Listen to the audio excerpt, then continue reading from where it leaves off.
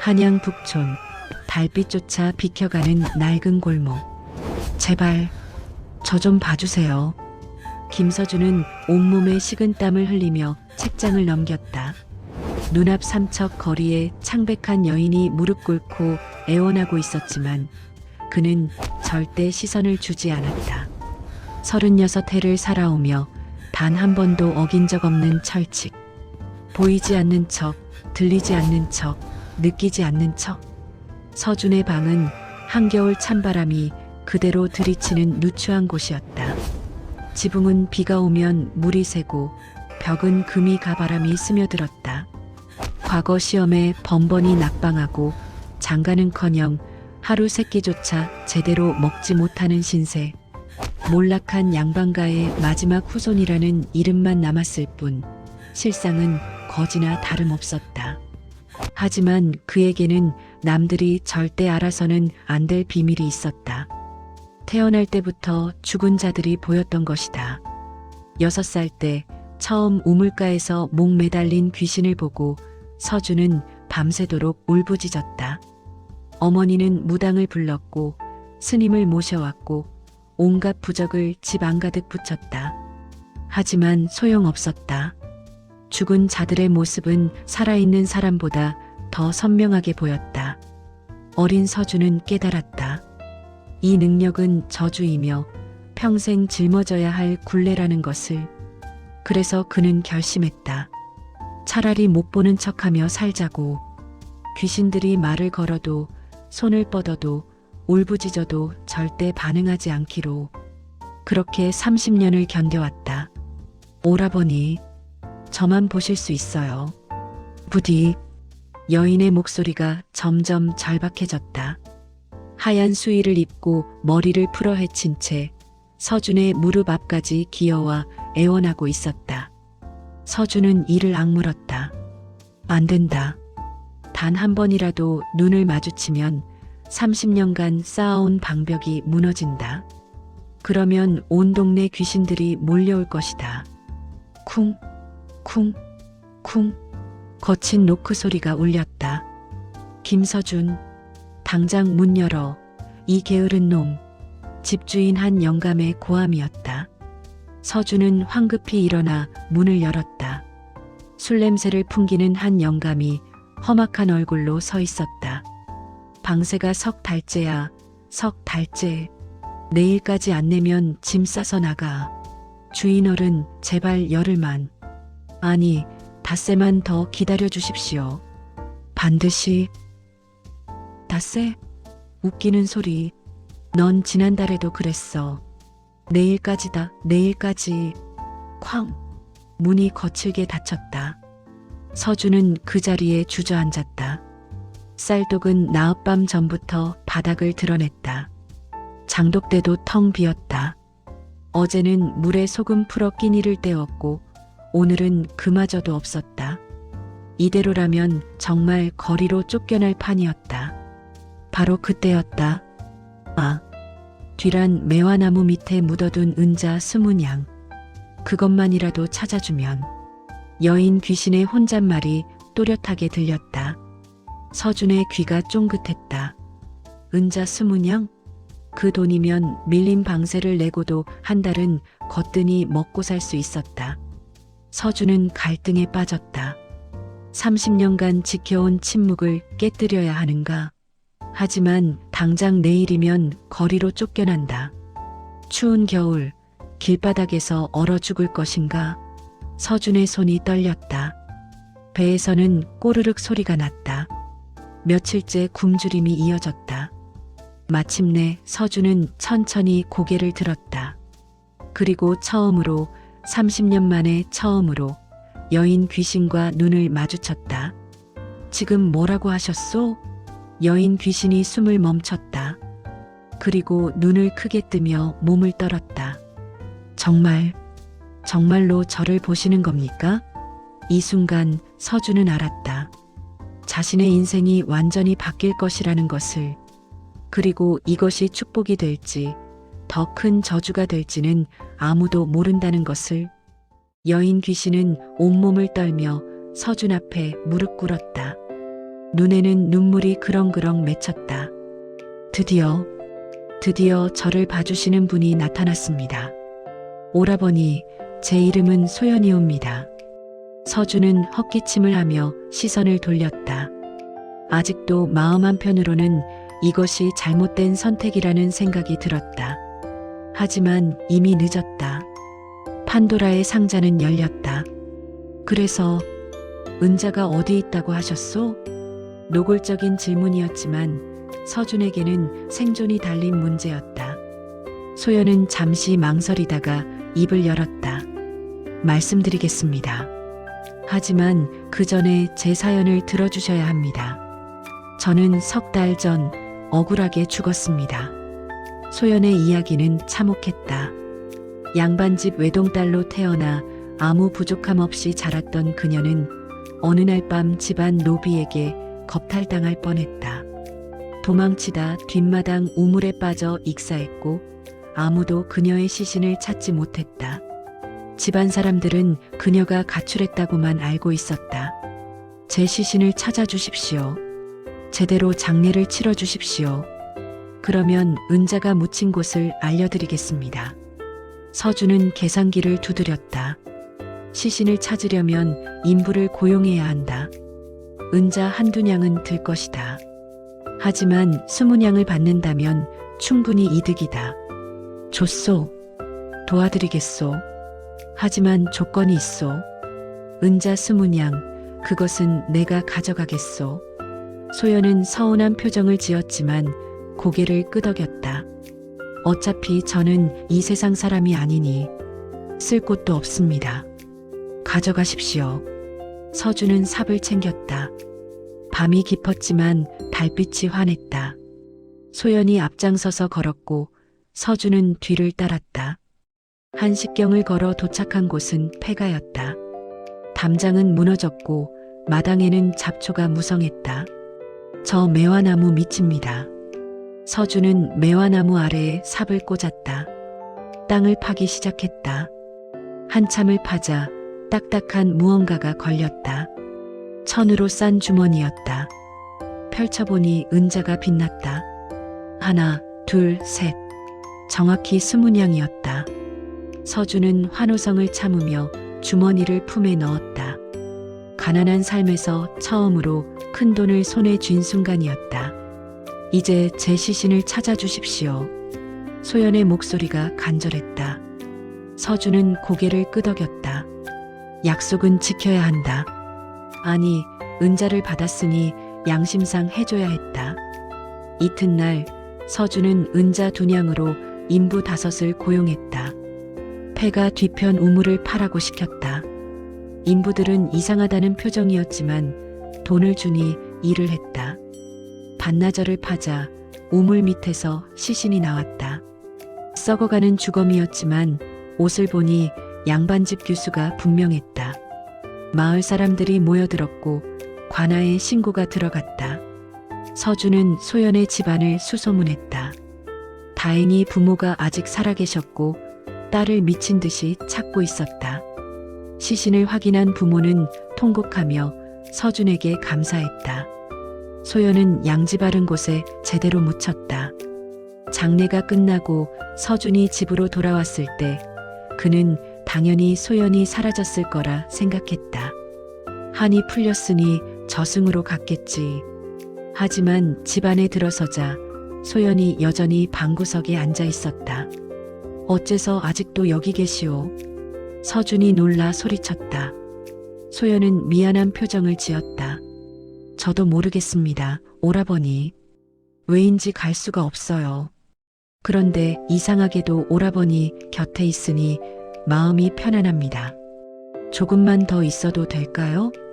서준은 한숨을 쉬었다. 뭐라고 할 수도 없었다.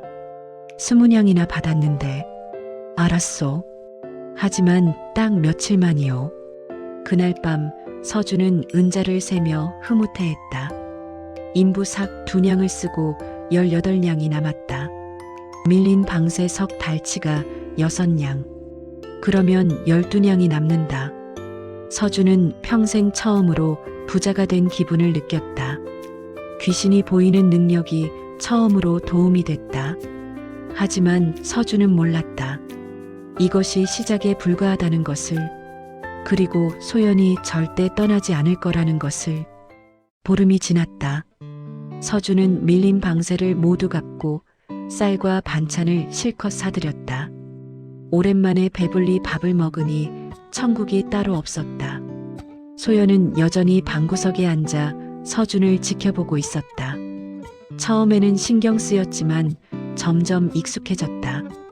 어차피 밥을 먹지도 않고 공간을 차지하지도 않으니 문제는 돈이 다시 떨어지기 시작했다는 것이었다. 18냥 중 방세로 6냥, 식량과 옷으로 9냥을 쓰니 겨우 성냥만 남았다. 이 돈으로는 한 달도 버티기 힘들었다. 어느 날 저녁, 서준이 저녁을 먹고 있을 때였다. 오라버니, 제 친구가 한 분 계신데요. 소연이 조심스럽게 말을 꺼냈다. 서준은 밥그릇을 내려놓으며 소연을 쳐다봤다. 또 시작이구나 하는 생각이 들었다. 그 친구분도 억울하게 돌아가셨어요. 한을 풀어주시면 은자 30냥을 드릴 수 있습니다. 서준의 눈이 반짝였다. 30냥? 그 돈이면 몇 달은 걱정 없이 살 수 있었다. 당장 만나야겠소. 어디 계시오? 소연이 손을 흔들자 허공에서 남자 귀신이 나타났다. 상인 차림의 중년 남자였다. 소인의 이름은 만석이옵니다. 장사를 하다가 산적들에게 죽임을 당했습니다. 만석의 이야기도 비극이었다. 보부상으로 전국을 돌아다니며 장사를 하던 그는 어느 날 북한산 기슭에서 산적 무리를 만났다. 그들은 만석을 죽이고 짐을 뒤졌지만 은자를 찾지 못했다. 미리 큰 소나무 밑에 숨겨뒀기 때문이었다. 그 산적들을 잡아주십시오. 그러면 은자가 묻힌 곳을 알려드리겠습니다. 서준은 잠시 고민했다. 산적을 잡는다는 건 위험한 일이었다. 하지만 30냥이라는 돈은 너무 컸다. 줬소. 먼저 은자부터 찾고 그 다음에 산적을 잡겠소. 이튿날 새벽 서준은 삽을 들고 북한산으로 향했다. 만석이 앞장서고 소연도 따라왔다. 한참을 걸어 도착한 곳은 큰 소나무였다. 서준이 땅을 파자 천으로 싼 주머니가 나왔다. 펼쳐보니 은자 30냥이 빛났다. 서준은 환호성을 질렀다. 이제 산적들을 잡아야 합니다. 만석의 목소리가 간절했다. 서준은 마을로 돌아와 관아로 향했다. 포졸들에게 산적의 속을 위치와 특징을 자세히 일러줬다. 만석이 알려준 대로였다. 포졸들은 군관을 이끌고 북한산으로 향했다. 서준도 따라갔다. 만석의 안내로 산적 소굴을 기습했고 산적들은 제대로 저항도 못하고 붙잡혔다. 며칠 뒤 관아에서 서준을 불렀다. 산적을 잡는데 공을 세웠다며 포상금 10냥을 주었다. 은자 30냥과 포상금 10냥을 합치면 40냥이었다. 만석은 산적들이 잡혔다는 소식을 듣고 만족스러워하며 빛이 되어 사라졌다. 진짜로 저승으로 간 것 같았다. 서준은 집으로 돌아와 은자를 세며 흐뭇해했다. 하지만 소연은 사라지지 않고 여전히 옆에 있었다. 오라버니, 사실 억울하게 죽은 귀신들이 정말 많아요. 제가 그분들을 더 모셔와도 될까요? 서준은 잠시 고민했다. 귀신을 계속 상대하는 건 부담스러웠다. 하지만 돈을 벌 수 있다면 줬소. 하지만 조건이 있소. 반드시 재물을 숨겨둔 귀신만 데려오시오. 그냥 한풀이만 하려는 귀신은 사양하겠소. 소연은 씩 웃으며 고개를 끄덕였다. 알겠습니다, 오라버니. 제가 잘 골라서 모셔오겠습니다. 그날부터 서준의 집은 귀신들의 집합소가 되었다. 소연이 이곳저곳에서 억울한 귀신들을 데려왔다. 서준은 그들의 한을 풀어주고 대신 숨겨둔 재물을 받았다.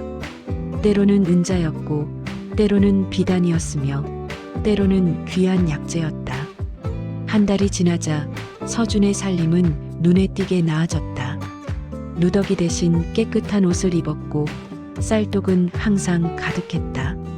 집주인도 더 이상 서준을 구박하지 않았다. 마을 사람들은 서준을 신기하게 여겼다. 어떻게 갑자기 부자가 됐는지 궁금해했다. 누군가는 서준이 명당을 찾는 재주가 있다고 했고, 누군가는 보물을 캐는 신통력이 있다고 했다. 하지만 아무도 진실은 몰랐다. 서준이 귀신들과 거래하고 있다는 것을 서준은 만족스러웠다. 이렇게 살면 되겠다는 생각이 들었다. 귀신을 보는 능력이 처음으로 축복이 된 것 같았다. 하지만 서준은 아직 몰랐다. 이 거래에는 대가가 따른다는 것을, 그리고 곧 엄청난 비밀과 마주하게 될 거라는 것을. 2달이 더 지났다. 서준의 집에는 귀신들이 끊임없이 찾아왔다. 소연이 데려오는 귀신들은 하나같이 억울하게 죽은 이들이었다. 서준은 그들의 한을 풀어주고 숨겨둔 재물을 챙겼다. 은자 몇 냥, 비단 몇 필, 인삼 몇 뿌리. 조금씩 모으니 제법 목돈이 되었다. 어느 날 서준은 문득 이상한 점을 깨달았다. 최근 들어 소연이 데려오는 귀신들이 하나같이 부유한 사람들이라는 것이었다. 가난한 백성이 아니라 상인, 역관, 중인 계급 이상이었다. 그리고 모두 의문사했다는 공통점이 있었다. 서준은 종이에 적어보았다. 첫째, 보부상 만성 마이너스 산적에게 죽었다고 했지만 혼자만 죽은 게 이상했다. 둘째, 비단장수 김서방 마이너스 집에서 갑자기 쓰러져 죽었다. 셋째, 약재상 이진사 마이너스 술을 마시다 급사했다. 넷째, 곡물상 박첨지 마이너스 길에서 넘어져 머리를 부딪혀 죽었다. 서준은 종이를 보며 고개를 갸웃거렸다. 이상했다. 너무 이상했다. 소연, 요즘 데려오는 귀신들이 전부 부자인데 이상하지 않소? 소연은 고개를 갸웃거렸다. 저도 잘 모르겠어요. 그냥 한 맺힌 분들을 모셔온 것뿐인데. 서준은 미심쩍었지만 일단 넘어갔다. 어차피 돈을 버는 데는 지장이 없었으니까. 그날 밤 소연이 또 다른 귀신을 데려왔다. 중년 남자였는데 관복을 입고 있었다. 역관인 듯했다. 소인은 역관 정무진이라 하옵니다. 억울하게 독살당했습니다. 정무진의 이야기는 충격적이었다. 그는 청나라와 교역하며 큰 돈을 벌었던 역관이었다. 어느 날 밤 누군가 그의 집을 찾아왔다. 높은 관직에 있는 사람 같았지만 얼굴을 제대로 보지 못했다. 그자가 술을 권했고 정무진은 의심 없이 마셨다. 하지만 술맛이 이상했다. 쓰고 떨궜다. 곧 정신이 흐려지고 목이 타들어가는 것 같았다. 독이었다. 범인의 얼굴은 보지 못했지만 증거가 하나 있습니다. 죽어가면서 범인의 옷에서 떨어진 단추를 삼켰습니다. 서준은 깜짝 놀랐다. 단추를 삼켰다고요? 그렇습니다. 금실로 수놓은 고급 단추였습니다. 제 시신을 찾으면 입안에 있을 것입니다. 서준은 고민했다. 시신을 파헤쳐 단추를 찾는다는 게 쉬운 일이 아니었다. 제가 숨겨둔 재물이 있습니다.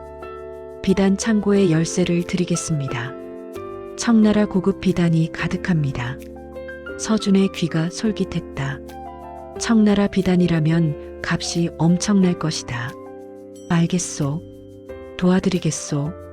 이튿날 서준은 정무진의 집을 찾아갔다. 집은 비어 있었다. 가족들이 시골로 내려갔다고 했다. 서준은 뒷마당을 팠다. 한참을 파자 시신이 나왔다. 서준은 역겨웠지만 참고 시신의 입을 벌렸다. 입안을 더듬자 무언가 단단한 게 만져졌다. 단추였다. 금실로 정교하게 수놓은 고급 단추. 보통 단추가 아니었다. 관복에 다는 단추였는데 그것도 아주 높은 관직의 것 같았다.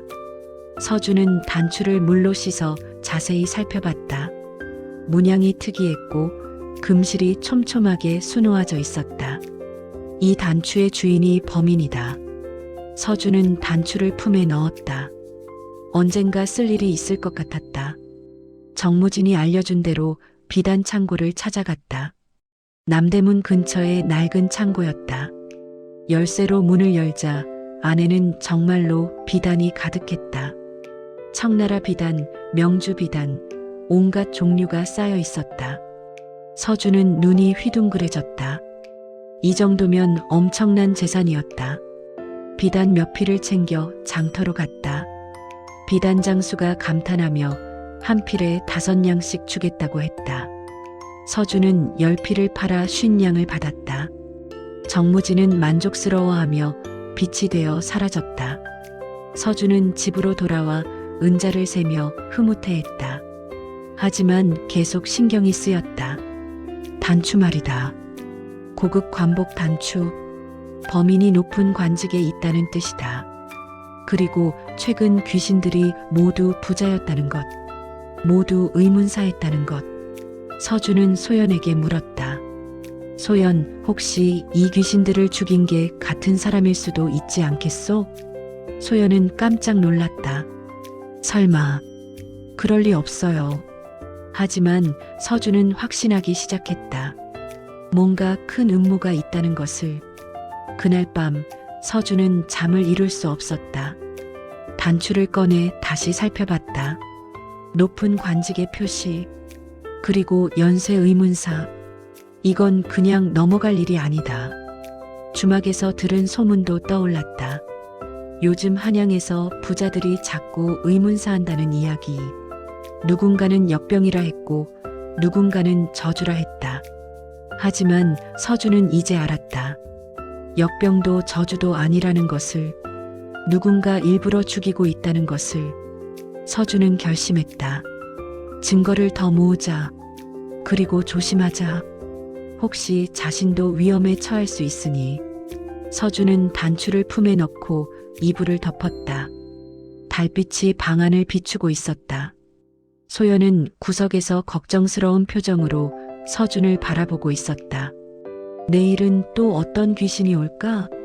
그 귀신도 같은 범인에게 죽은 걸까? 서준은 그런 생각을 하며 잠에 빠져들었다. 불안한 밤이었다. 보름이 더 지났다. 서준은 비단을 조금씩 팔아 돈을 모았다. 이제 제법 넉넉한 살림이 되어 낡은 방에서 나와 조금 더 나은 집으로 이사했다. 마을 사람들은 서준을 신기하게 여겼지만 진실은 아무도 몰랐다. 하지만 서준은 불안했다. 귀신들이 계속 찾아왔고 그들의 이야기는 하나같이 비슷했다. 부자였다가 갑자기 죽었다는 것, 재산이 사라졌다는 것, 누군가 자신을 죽였다는 것. 어느 날 오후 서준은 장터에 비단을 팔러 나갔다. 장터는 사람들로 붐볐다. 서준이 비단 장수와 값을 흥정하고 있을 때였다. 비켜라. 대감마님 행차시다. 사람들이 웅성거리기 시작했다. 호조판서 조대감께서 행차하신다는 소리였다. 사람들이 길 양옆으로 비켜섰다. 서준도 얼른 비켜섰다.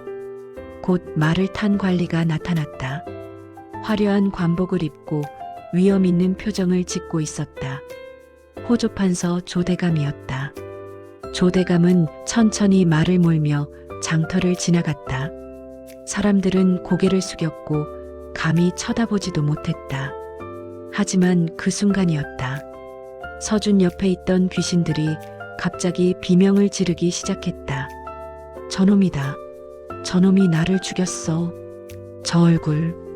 잊을 수가 없다. 독을 먹인 게 저자야. 소연과 함께 따라다니던 귀신 예닐곱이 조대감을 보며 미친 듯이 소리쳤다. 서준은 얼어붙었다. 귀신들의 목소리가 귀를 찢을 듯 했지만 주변 사람들은 아무것도 듣지 못했다. 오직 서준만 들을 수 있었다. 서준은 조대감을 쳐다봤다. 저 사람이 범인이라는 말인가? 저 높은 관직의 사람이 여러 사람의 목숨을 빼앗은 자라는 것인가? 조대감은 아무것도 모르는 듯 말을 몰아 지나갔다. 하지만 서준 옆을 지날 때 잠깐 서준을 쳐다봤다. 그 눈빛이 차갑고 날카로웠다. 서준은 등골이 오싹했다. 혹시 들켰나? 혹시 내가 귀신을 본다는 걸 눈치챘나? 조대감이 지나가고 나서 귀신들은 여전히 흥분해 있었다. 소연이 서준에게 다가왔다. 오라버니, 저 사람이에요. 저 사람이 이분들을 다 죽였어요. 서준은 고개를 끄덕였다. 이제 확실해졌다. 조대감이 범인이었다. 하지만 문제가 있었다. 조대감은 호조판서, 나라의 재정을 맡은 높은 관직이었다. 그런 사람을 어떻게 고발할 수 있단 말인가? 증거도 단추 하나뿐이었다. 서준은 급히 집으로 돌아왔다. 마음이 불안했다. 이런 큰 비밀을 알게 된 것이 두려웠다. 어떻게 해야 할까? 그냥 모른 척 해야 할까? 아니면 관아에 신고해야 할까? 소연이 조심스럽게 물었다. 어떻게 하시겠어요? 저 사람은 위험해요. 알아채시면 오라버니도 죽일 거예요. 서준은 한숨을 쉬었다. 소연 말이 맞았다. 조대감은 이미 여러 사람을 죽인 자였다. 서준도 예외가 아니었다. 서준은 일단 조용히 있기로 했다. 증거를 더 모으자고 생각했다. 하지만 서준의 바람과 달리 일은 빠르게 진행되었다. 사흘 뒤 조대감의 부하로 보이는 사내들이 서준의 집 근처를 어슬렁거리기 시작했다. 서준은 그들을 보고 가슴이 철렁했다. 들켰다. 이웃집 영감에게 물었다. 저 사내들이 누구요? 왜 이 근처를 돌아다니오? 관아에서 나온 사람들 같은데 뭔가 조사하는 것 같더군. 서준은 불안했다. 조대감이 자신을 의심하고 있다는 게 분명했다. 하지만 왜? 장터에서 잠깐 스쳐 지나갔을 뿐인데. 그날 밤 소연이 급히 서준을 깨웠다. 큰일 났어요.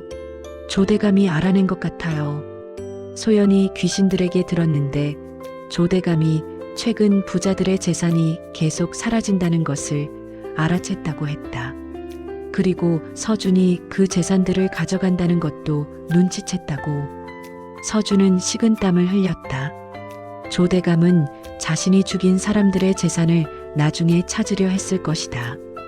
하지만 서준이 먼저 가져가 버린 것이다. 조대감 입장에서는 누군가 자신의 계획을 망치고 있는 셈이었다. 이거 큰일 났구나. 며칠 뒤 관아에서 사람이 왔다. 조대감께서 서준을 부르신다는 것이었다. 서준은 가슴이 쿵쾅쿵쾅 뛰었다. 하지만 거부할 수 없었다. 떨리는 다리로 관아로 향했다. 조대감의 집무실은 넓고 화려했다. 조대감은 높은 자리에 앉아 서준을 내려다보고 있었다. 내가 김서준이라는 자냐? 서준은 떨리는 목소리로 대답했다. 그렇다옵니다, 대감마님. 조대감은 서준을 빤히 쳐다봤다. 그 눈빛이 날카로웠다. 요즘 내가 제법 돈을 벌었다던데 무슨 장사를 하느냐? 서준은 애써 침착하게 대답했다. 그저 약초를 캐고 물건을 중개하는 일을 합니다. 조대감은 코웃음을 쳤다. 이상하구나. 한 달 전만 해도 거지였던 놈이 갑자기 부자가 됐다. 혹시 남의 물건을 훔친 건 아니냐? 서준은 황급히 고개를 저었다. 아닙니다. 절대 그런 일 없습니다. 조대감은 한참을 서준을 쳐다보다가 입을 열었다. 좋다. 일단은 믿어주겠다. 하지만 조심하거라. 요즘 도둑이 많으니 혹시 수상한 일을 보거든 바로 신고하라. 서준은 고개를 끄덕이며 물러났다. 밖으로 나오자 다리에 힘이 풀렸다. 겨우 살았다는 생각이 들었다. 하지만 서준은 알았다. 이게 끝이 아니라는 것을. 조대감이 자신을 계속 감시할 거라는 것을. 집으로 돌아오는 길, 서준은 계속 뒤를 돌아봤다. 누군가 따라오는 것 같았다. 빠른 걸음으로 집에 도착해 문을 잠그고 소연에게 말했다. 소연, 이제 정말 위험해졌소. 조대감이 나를 의심하고 있어. 소연은 걱정스러운 표정을 지었다. 어떻게 하죠? 도망가야 하는 거 아니에요? 서준은 고개를 저었다. 도망가면 더 의심받소. 일단은 조용히 지내자. 하지만 서준은 마음속으로 결심했다. 가만히 당하고만 있을 수는 없다. 뭔가 방법을 찾아야 한다. 서준은 품속의 단추를 만지작거렸다. 이 단추가 유일한 증거였다. 어떻게든 이걸 이용해야 했다. 밤이 깊어갔다. 서준은 창밖을 내다봤다. 어둠 속에서 누군가 집을 지켜보고 있는 것 같았다. 서준은 한숨을 쉬었다. 이제 진짜 싸움이 시작된 거구나. 사흘이 지났다. 서준은 집 밖으로 나가지 않았다. 조대감의 부하들이 계속 집 주변을 감시하고 있었기 때문이다. 서준은 방 안에서 소연과 함께 대책을 의논했지만 뾰족한 수가 없었다. 조대감은 너무 높은 사람이었고 서준은 힘없는 백성일 뿐이었다. 어느 날 새벽 문을 두드리는 소리가 들렸다. 서준이 문을 열자 포졸 여럿이 서 있었다. 김서준, 너를 체포한다. 무슨? 영모 자금을 댔다는 고발이 들어왔다. 서준은 깜짝 놀라 소리쳤다. 영모라니요. 말도 안 됩니다. 저는 그런 일 한 적 없습니다. 하지만 포졸들은 들은 척도 하지 않았다. 서준을 결박하고 끌고 갔다. 소연이 당황하며 따라왔지만 포졸들은 소연을 볼 수 없었다. 서준은 의금부로 끌려갔다. 의금부는 영모나 큰 죄를 다루는 곳이었다. 서준은 어두운 옥에 갇혔다. 옥은 좁고 더러웠다.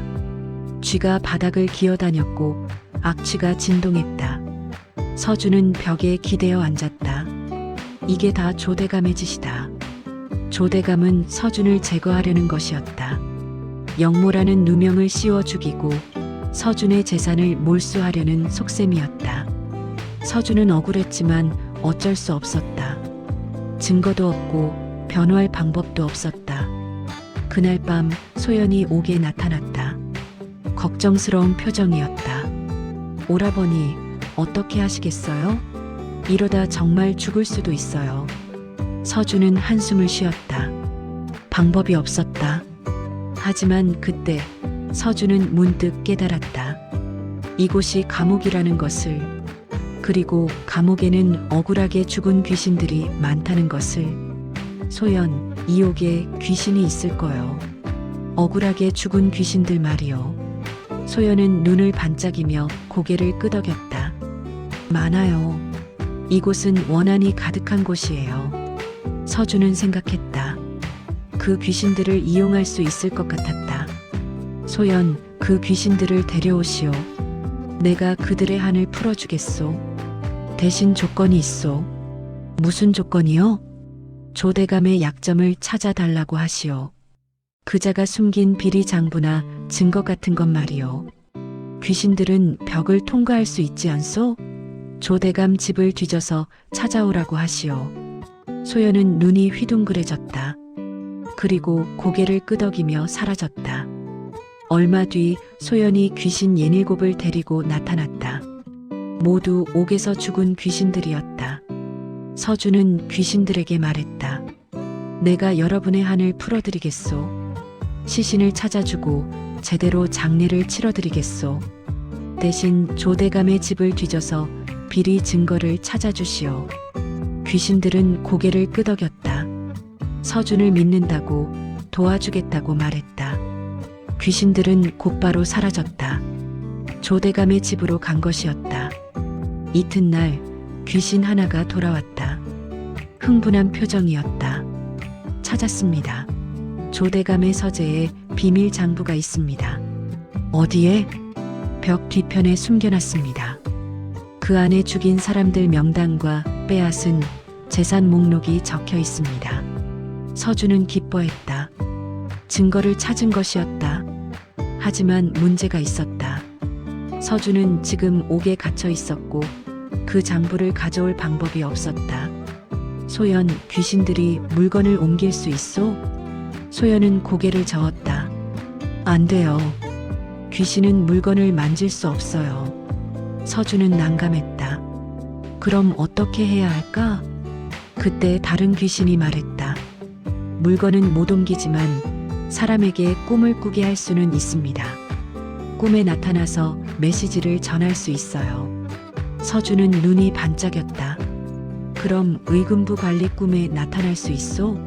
장부 위치를 알려줄 수 있어? 귀신이 고개를 끄덕였다. 해보겠습니다. 그날 밤 귀신은 의금부 도사의 꿈에 나타났다. 조대감이 여러 사람의 목숨을 빼앗은 자라고 증거가 조대감 서재 벽 뒤에 있다고 알려주었다. 도사는 꿈에서 깼을 때 식은땀을 흘렸다. 너무 생생한 꿈이었다. 다음 날 의금부 도사는 상관에게 보고했다. 이상한 꿈을 꿨다고 조대감을 조사해봐야 할 것 같다고. 상관은 처음에는 믿지 않았지만 도사가 워낙 간곡히 말하자 조사를 명령했다. 며칠 뒤 의금부 관리들이 조대감의 집을 수색했다. 조대감은 황당해했지만 거부할 수 없었다. 관리들은 서재를 뒤졌고 벽 뒤편에서 숨겨진 장부를 발견했다. 장부에는 충격적인 내용이 적혀 있었다. 조대감이 죽인 사람들의 명단, 빼앗은 재산의 목록이 자세히 기록되어 있었다. 의금부 관리들은 긴장했다. 호조 판서를 고발하는 일은 쉽지 않았으니까. 하지만 조대감은 당황하지 않았다. 오히려 화를 냈다. 이게 무슨 짓이냐? 누군가 나를 모함하려고 가짜 장부를 심어놓은 게 분명하다. 의금부 관리들은 망설였다. 조대감의 말도 일리가 있었다. 누군가 조대감을 모함하려고 장부를 조작했을 수도 있었다. 게다가 조대감은 호조판서였다. 함부로 다룰 수 있는 사람이 아니었다. 결국 의금부는 조대감을 체포하지 못했다. 장부만으로는 증거가 부족하다고 판단한 것이다. 대신 조사를 계속하기로 했다. 조대감은 일단 풀려났지만 감시를 받게 되었다. 서준은 옥에서 그 소식을 들었다. 귀신들이 달려와 알려준 것이었다. 서준은 답답했다. 장부를 찾았는데도 조대감을 잡지 못하다니. 권력이란 게 이렇게 무서운 것이었다. 하지만 좋은 소식도 있었다. 서준에게 씌워진 영모 혐의가 거짓으로 밝혀진 것이었다. 의금부에서 조사한 결과 조대감이 서준을 모함하려고 꾸민 것으로 드러났다. 서준은 석방되었다. 사흘 뒤 서준은 자유의 몸이 되었다. 집으로 돌아온 서준은 소연과 귀신들에게 고마워했다. 귀신님들 덕분에 살았소. 약속대로 여러분의 한을 풀어드리겠소. 귀신들은 만족스러워했다. 하지만 서준은 불안했다. 조대감이 아직 자유롭게 돌아다니고 있었다. 게다가 조대감은 이제 서준을 완전히 적으로 여길 것이었다. 소연이 걱정스럽게 물었다. 오라버니, 조대감이 또 해칠지도 몰라요. 어떻게 하시겠어요? 서준은 품속의 단추를 만지작거렸다. 장부만으로는 부족했소. 더 확실한 증거가 필요하오. 이 단추 말이오. 서준은 생각했다. 장부는 조작이라고 우길 수 있지만 단추는 다르다. 정무진의 시신 입안에서 나온 단추. 그리고 그 단추가 조대감의 관복 것이라는 걸 증명하면 되는 것이다. 하지만 문제가 있었다. 어떻게 조대감의 관복과 단추를 비교할 수 있을까? 그날 밤 귀신 하나가 서준에게 다가왔다. 조대감이 비밀 창고를 하나 더 가지고 있습니다. 그곳에 훔친 재산을 모두 숨겨놨습니다. 장부에 적힌 것보다 훨씬 많은 재산이 있습니다. 서준은 눈이 반짝였다. 비밀 창고. 그곳에 가면 결정적인 증거를 더 찾을 수 있을 것 같소? 그 창고가 어디 있소? 남산 아래 폐가 지하에 있습니다. 조대감이 밤에 몰래 가서 확인합니다. 서준은 고개를 끄덕였다. 그곳에 가야 했다. 소연이 불안하게 말했다. 위험해요. 조대감과 마주칠 수도 있어요. 서준은 알고 있었다. 하지만 어쩔 수 없었다. 조대감을 완전히 무너뜨리려면 더 많은 증거가 필요했으니까. 소연, 귀신들을 모두 모으시오. 우리가 직접 조대감의 창고를 털 것이오. 그리고 모든 증거를 찾아낼 것이오. 소연은 고개를 끄덕였다. 그리고 귀신들을 소집하기 시작했다. 조대감에게 죽은 귀신들, 억울하게 죽은 귀신들이 모두 모였다. 20명이 넘었다. 서준은 귀신들을 보며 말했다. 내일 밤 조대감의 비밀 창고로 갈 것이오. 함께 가시오. 귀신들은 고개를 끄덕였다. 복수할 기회를 기다려왔던 것이다. 달빛이 방 안을 비추고 있었다. 서준은 단추를 품에 넣고 내일을 준비했다. 이제 진짜 대결이 시작되는 것이었다. 조대감과의 마지막 싸움. 귀신들과 함께하는 복수. 다음 날 밤 서준은 준비를 마쳤다. 검은 옷을 입고 품속에 단추를 넣었다. 소연과 20명이 넘는 귀신들이 함께했다. 모두 조대감에게 죽은 이들이었다. 복수의 기회를 기다려온 것이다. 서준은 남산 아래로 향했다. 밤이 깊었고 달빛만이 길을 비추고 있었다. 거리는 조용했고 개 짖는 소리만 가끔 들렸다. 한참을 걸어 폐가 앞에 도착했다. 허름한 집이었지만 귀신이 말한 곳이 분명했다. 서준은 조심스럽게 집 안으로 들어갔다. 귀신들이 안내했다. 마루 밑에 지하로 가는 통로가 있습니다.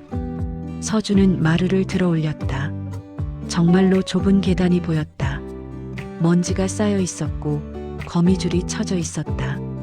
서준은 계단을 내려갔다. 어두웠지만 횃불을 켜고 조심스럽게 내려갔다. 계단은 좁고 가팔랐다. 한참을 내려가자 넓은 공간이 나타났다. 그곳은 비밀 창고였다. 사방에 상자들이 쌓여 있었고 금은 보화가 가득했다. 서준은 눈이 휘둥그레졌다. 이 많은 재산을 조대감이 혼자 차지한 것이었다. 사람들을 죽이고 빼앗은 것이다. 은자 수천 양, 금괴, 비단, 온갖 귀한 물건들이 쌓여 있었다. 서준은 상자들을 뒤지기 시작했다. 증거를 찾기 위해서였다. 한 상자에서 문서들이 나왔다. 죽은 사람들의 명단과 재산 목록이 적혀 있었다. 하나하나 자세히 기록되어 있었다. 언제 죽였는지, 어떻게 죽였는지, 재산이 얼마나 되는지. 서준은 소름이 돋았다. 또 다른 상자에서는 관복이 나왔다. 대감이 범행 때 입었던 옷인 것 같았다. 핏자국이 있었고 냄새도 이상했다.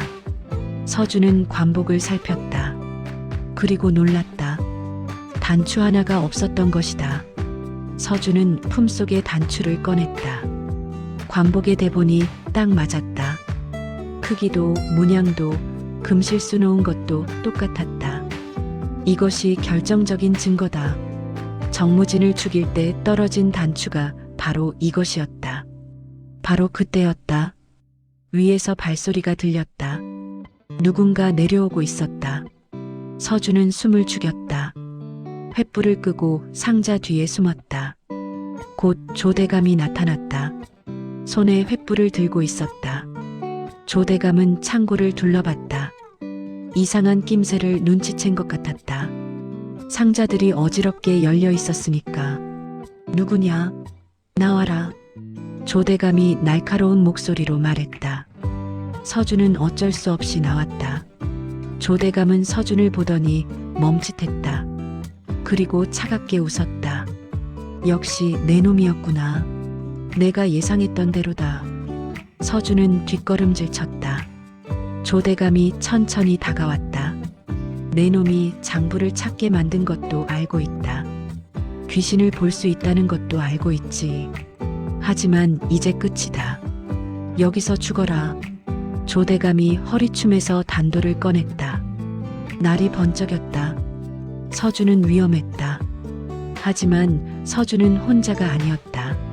소연과 20명이 넘는 귀신들이 함께 있었다. 귀신님들, 이제입니다. 저자를 혼내주십시오. 순간 창고 안 공기가 차갑게 변했다. 촛불이 흔들리기 시작했고 찬바람이 불어왔다. 조대감은 주위를 둘러봤다. 아무것도 보이지 않았지만 뭔가 이상했다. 등골이 오싹했다. 조대감, 당신이 죽인 사람들이 모두 여기 있소. 정무진, 만석, 소연. 모두 당신을 보고 있소. 조대감은 코웃음을 쳤다. 귀신 타령이냐? 그딴 게 어디 있느냐? 하지만 그때 상자 하나가 저절로 쓰러졌다. 쿵 하는 소리와 함께 금괴들이 바닥에 쏟아졌다. 조대감은 깜짝 놀랐다. 또 다른 상자가 쓰러졌다.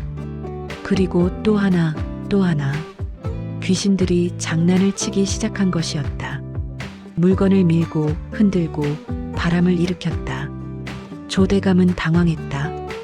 이해할 수 없는 일이 벌어지고 있었다. 누가 장난치는 거냐? 나오라. 서준이 계속 말했다. 정무진이 당신 목을 조르고 있소. 느껴지지 않소? 조대감은 갑자기 목이 조이는 느낌이 들었다. 물론 귀신이 실제로 조르는 건 아니었지만 공포가 그렇게 느끼게 만든 것이다.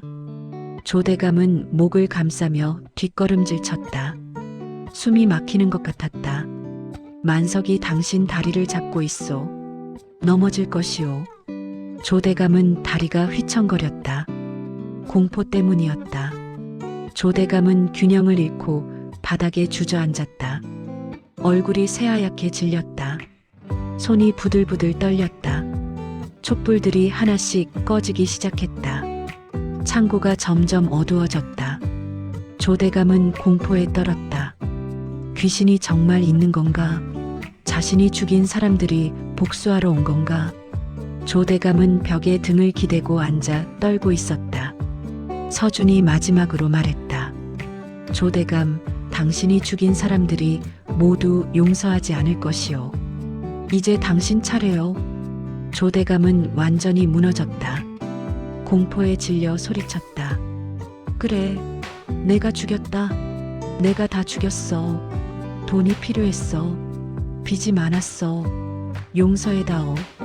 조대감은 자신이 죽인 사람들의 이름을 하나하나 불렀다. 어떻게 죽였는지, 왜 죽였는지 모두 털어놓았다. 정무진은 도구로 죽였다고, 만석은 산적을 시켜 죽였다고, 소연은 우물에 밀어 넣었다고. 자백했다. 서준은 조용히 들었다. 이것이 바로 필요했던 자백이었다. 하지만 조대감이 혼자 자백하는 게 아니었다. 창고 입구에 누군가 서 있었다. 의금부 도사와 관리들이었다. 서준이 미리 소연을 시켜 그들의 꿈에 나타나게 했던 것이다. 오늘 밤 이곳에 오라고. 조대감의 비밀 창고가 여기 있다고. 의금부 관리들은 조대감의 자백을 모두 들었다. 그리고 창고 안 증거들도 봤다. 빼앗은 재산, 문서들, 핏자국 묻은 관복. 모든 것이 있었다. 이제 더 이상 변명할 수 없었다. 의금부 도사가 말했다. 조대감, 당신을 체포하겠소. 여러 사람의 목숨을 빼앗은 죄로. 조대감은 넋이 나간 채 고개를 떨궜다. 관리들이 조대감을 결박했다. 그리고 끌고 갔다. 조대감은 비틀거리며 걸었다. 완전히 무너진 모습이었다. 한때 높은 관직에 있던 사람이 이제는 죄인이 된 것이었다. 서준은 안도의 한숨을 쉬었다. 드디어 끝났다. 조대감을 잡은 것이었다. 귀신들은 만족스러워했다. 복수를 한 것이었다. 한이 풀린 것이다. 소연이 서준에게 다가왔다. 그리고 미소를 지었다. 오라버니, 해냈어요. 정말 해냈어요.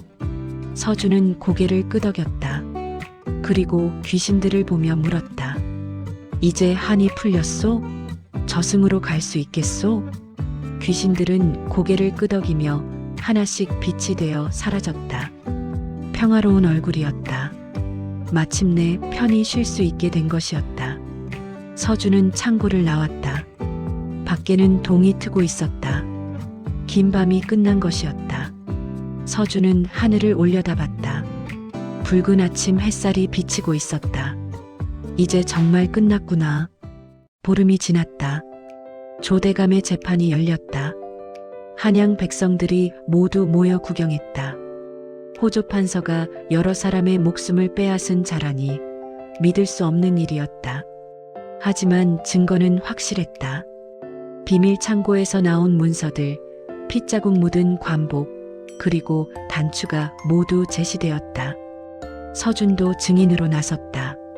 정무진의 시신에서 단추를 찾았다고, 그 단추가 조대감의 관복 것이라고 증언했다. 의금부는 모든 증거를 검토했고 조대감의 자백도 기록되어 있었다. 조대감은 더 이상 변명할 수 없었다. 재판은 사흘 동안 이어졌다. 조대감은 변명을 늘어놓았지만 소용없었다. 증거가 너무 확실했으니까.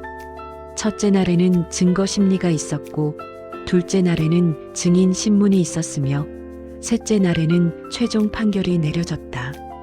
마침내 판결이 내려졌다. 조대감은 사형을 선고받았다. 여러 사람을 죽이고 재산을 빼앗은 죄, 나라의 신하로서 백성을 해친 죄가 인정된 것이다. 법정은 숙연해졌고 백성들은 조용히 지켜봤다. 조대감은 끌려나가며 서준을 노려봤다. 하지만 서준은 담담하게 바라볼 뿐이었다. 조대감은 며칠 뒤 형장의 이슬로 사라졌다. 백성들은 박수를 쳤다. 악인이 벌을 받은 것이었다. 정의가 승리한 순간이었다. 재판이 끝나고 조대감의 재산은 몰수되었다. 하지만 문제가 있었다. 비밀 창고에 있던 재산 중 상당 부분이 주인을 찾을 수 없었던 것이다. 이미 죽은 사람들의 것이었고 가족도 없거나 찾을 수 없었다. 의금부에서는 고민했다. 이 재산을 어떻게 처리할 것인가? 그때 서준이 나섰다. 자신이 죽은 이들의 유언을 전해 들었다고, 그들이 자신에게 재산을 주기를 원했다고 말했다. 물론 귀신 이야기는 하지 않았다. 다만 꿈에서 받았다고 둘러댔다. 의금부는 처음에는 의아해했지만 서준이 조대감을 잡는데 큰 공을 세웠다는 것을 인정했다. 또한 죽은 이들의 뜻을 전한다는 명분도 있었다. 결국 의금부는 서준에게 일부를 주기로 했다. 은자 500냥과 비단 수십 필, 그리고 귀한 약재들이 서준에게 돌아갔다. 서준은 감격했다. 이 정도면 평생 먹고 살 수 있는 돈이었다. 서준은 의금부에 절을 하고 물러났다. 서준은 그 돈으로 한양에 큰 집을 샀다. 기와집이었고 마당도 넓었다. 대문도 크고 튼튼했다. 하인들도 고용했다. 요리하는 아낙, 청소하는 하녀, 심부름하는 사내종까지. 서준은 이제 한양에서 제법 이름난 부자가 되었다. 집들이를 하는 날 이웃들이 찾아왔다. 축하한다며 떡과 술을 가져왔다. 서준은 웃으며 맞이했다. 마당에 상을 차리고 잔치를 벌였다. 하지만 방 한구석에는 소연이 앉아 있었다. 여전히 서준 곁을 떠나지 않은 것이다. 소연은 잔치를 흐뭇하게 바라보고 있었다.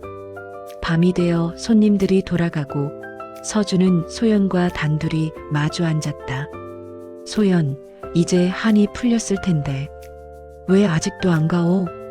소연은 웃으며 대답했다. 오라버니, 아직 일이 남았어요. 억울한 귀신들이 아직 많아요. 그분들도 도와야죠.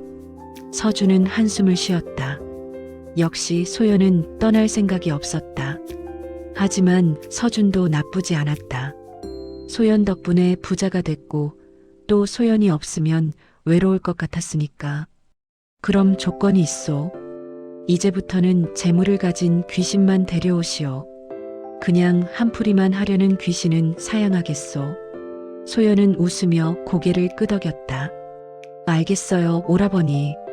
근데 제사 음식은 오라버니가 다 드시잖아요. 서준은 할 말이 없어 헛기침을 했다. 소연은 깔깔 웃었다. 둘의 모습은 영락없는 가족 같았다. 그날 밤 서준은 마루에 앉아 술을 마셨다. 소연이 옆에 앉아 있었다. 달빛이 마당을 비추고 있었다. 서준은 생각했다. 참 기묘한 삶이구나. 귀신과 함께 사는 삶이라니. 누가 믿겠는가? 귀신과 거래해서 부자가 됐다니. 하지만 나쁘지 않았다. 가난에서 벗어났고 악인을 벌했으며 억울한 이들의 한을 풀어주었다. 서준은 만족스러웠다. 무엇보다 소연이라는 좋은 동료가 생겼다. 며칠 뒤 소연이 또 다른 귀신을 데려왔다. 이번에는 승려 귀신이었다. 억울하게 죽었는데 절 뒤편에 시죽음을 묻어뒀다고 합니다. 서준은 눈이 반짝였다. 어디 있소? 당장 가보자. 소연이 웃으며 말했다. 오라버니, 삽 챙기세요. 또 일하러 가야죠. 서준은 투덜거렸다. 아이고, 이제 좀 쉬고 싶은데. 하지만 서준은 이미 일어나 삽을 챙기고 있었다. 소연은 웃으며 앞장섰고 서준은 뒤를 따랐다. 셋은 밤길을 걸어 절로 향했다. 마을 사람들은 밤마다 삽을 들고 나가는 서준을 신기하게 여겼다. 무슨 일을 하는 걸까? 어떻게 저렇게 부자가 됐을까? 하지만 아무도 진실은 몰랐다. 서준이 귀신들과 거래하고 있다는 것을. 세월이 흘렀다. 서준은 점점 더 부자가 되었다. 한양에서 손꼽히는 부자가 되었다. 사람들은 서준을 보물 찾는 도사라고 불렀다. 어떻게든 묻힌 보물을 찾아내는 신통한 재주가 있다고 소문이 났다. 어떤 이는 서준이 신선의 가르침을 받았다고 했고 어떤 이는 하늘이 내린 복을 받았다고 했다. 하지만 서준은 그저 웃을 뿐이었다. 진실을 말할 수는 없었으니까. 서준은 소연과 함께 계속 억울한 귀신들을 도왔다. 한을 풀어주고 대신 재물을 받았다. 그것이 둘의 일이었고 둘의 삶이었다. 어느 날 저녁 서준은 마루에 앉아 하늘을 올려다봤다. 별이 총총했고 달이 밝았다. 소연이 옆에 앉았다. 소연, 참 기묘한 인연이요. 처음에는 무서워서 피하려 했는데 이제는 당신 없으면 안 될 것 같소. 소연은 미소를 지었다. 저도 그래요, 오라버니. 오라버니 덕분에 행복해요. 억울한 분들도 도와드릴 수 있고요. 둘은 그렇게 앉아 밤하늘을 봤다. 귀신과 사람, 기묘한 동업자이자 가족이었다. 세상 사람들은 말했다. 짐승도 은혜를 갚거늘 귀신도 은혜를 갚는다. 서준과 소연의 이야기는 그렇게 전설이 되었다. 한양에서 가장 이상하고 가장 따뜻한 이야기로. 그리고 오늘날까지도 밤에 삽을 들고 나가는 사람이 있다면 사람들은 말한다. 혹시 귀신이 보물을 알려주는 게 아니냐고, 서준처럼 부자가 되려는 게 아니냐고. 하지만 중요한 건 이것이었다. 돈도 좋지만 은혜를 갚고 한을 풀어주는 것이 더 소중하다는 것. 서준은 그것을 알았고 그래서 진정한 부자가 될 수 있었다. 그리고 소연은 그런 서준 곁에서 영원히 함께할 것이었다.